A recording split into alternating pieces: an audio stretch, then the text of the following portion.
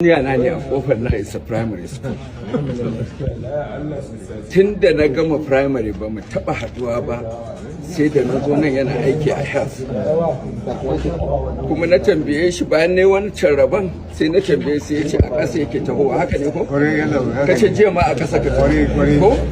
To yanzu ga keke. Kala saka da alheri. Yana nan? Kala saka da alheri. Ma'aikacin health ne kai ko? Haka ne ko? Amma shi yake mana ladanci a masallacin mu saboda mun yi musharaka da mu da ma'aikatan health kuma kullum yana cikin karatun alkur'ani to ga kike na kasa sai bai kai kuma kai ba a kasa kake zuwa na kasa lokacin nake zuwa kuma nawa kake kashewa an zaka 500 1000 goma kullum da gari muke ko insha Allah a kasa ko kawo a daidai an akwai wadata ban ba wadata Allah ya taimaka